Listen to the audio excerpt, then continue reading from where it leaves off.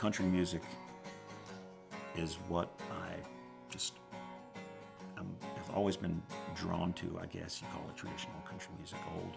I just love the sound of old music in general. When I listen to anything, it just turns out to put on old records. When I write, I need a little helper. And I shouldn't say little helper. That sounds like a little elf or somebody just to kind of like bring over the finished song. But I need help when I write a song. I can get so far. I don't consider myself that much of a writer. I write some when things come out. But Julie has just turned into one of my favorite writers.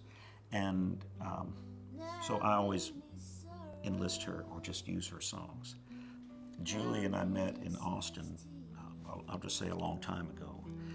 She's from Austin, and when I moved there without knowing anyone at all, and just looking around for a gig or a band to play with. And so I found one. I went and auditioned for this band. She was the chick singer, and I think she was a teenager.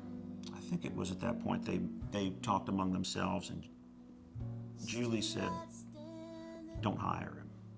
But they hired me anyway, and that's how we met and started playing together. Take me back when times were hard, but we didn't know if we ate it, we had to grow it. Take me back when all we could afford was laughter and 2 mules instead of a tractor. Take me back again. That Ellis County song was a song Julie wrote about her grandparents. We were at her mother's house and her stepfather's, and we were looking at old pictures of them in the horse-drawn carriage, which is how they came to Texas, and just hearing those stories. We came back home, and Julie wrote that song, Ellis County, pretty much inspired by that and about her grandparents. That song I knew, it came out, it was a flip side of a Isaac Hayes David Porter 45 I had. I think it was maybe, the 45 was maybe a David Porter 45, or maybe it was they had a couple that they put out together back in maybe 71 or 2, and I loved that song. It was a cover when they did it. Someone named Dee Irvin wrote it, and Clyde King had it out way before they did in the mid-60s. And yeah, I just love that song, One Part, Two Part. Well, yeah, that's Smooth is another song that kind of has a different groove than you might expect for the story and for the way it feels. But that's actually a song Julie wrote. It's part of what I think of as a trilogy of songs about her trying to steal this dog that she accidentally ran into in a real rough part of town. And as she was the first meeting with the dog, she saw it was chained up to a tree, and you couldn't get the chain off at either end. It had just been chained up there forever.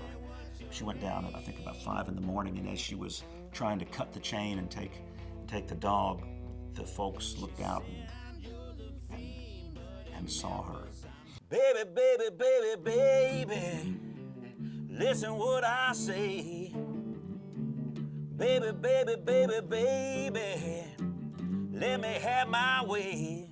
On Gasoline and Matches, it took a few different takes, or not takes, but tries at recording that song on different, different days, different months actually.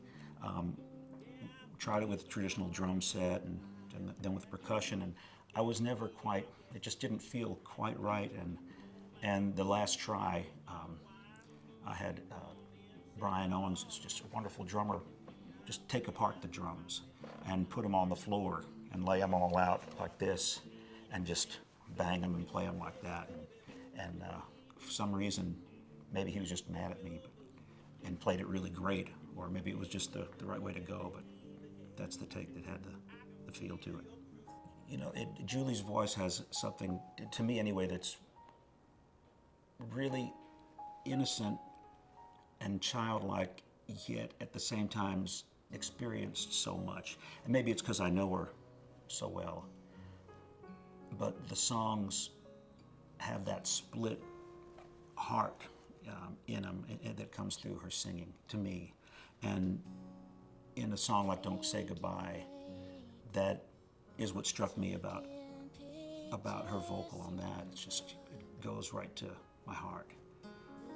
Well, the tour with Robert and Allison was just an amazing experience that I hope we do more of. The first night, the first show, the first night, the first song, when we were playing and they walked on stage, and the sound of the crowd, and we'd all been on on big stages and played lots of shows, everyone in the band, but we all talked about it afterwards, how we just had, it was a goosebump moment for everybody. It was incredible. Robert just happened to ask, "Oh, how's it going with the record?" And he said, "Anything you want me to do, I'm glad to help out." So I thought about it for a good half second, and so I brought out a bunch of mics on the tour, and I think it was in Toronto. We had a nice sized dressing room. So after our sound check at the venue, I asked the guys, "Hey, can you bring stuff up to the dressing room?" And we moved the pool table out of the way and set up some mics, and he set up a couple little drums and bass, and we sang it live, and it's all just how it went down. It felt great. The Three Girls and Their Buddy is something I got asked to be part of, I guess, because my name is Buddy. Emmylou Harris and Sean Colvin and Patty Griffin. All of them, they're just all incredible artists with such different voices that I have such respect for, and they're all such great writers that I just, I'd go to those shows, and this way I don't have to pay for it. So Sean's an old friend. I've been playing with Emmylou for quite a while, off and on, for over 10 years, I guess, and I'm just such a big fan of Patty's, and I've got to sing up with her on a record, so it's just I feel like I'm just in somebody's living room every night, having fun. 2009 is going to be a busy year. The record's coming out in March. I've got the Cayamo Cruise, which is just a great time. I was on that last year.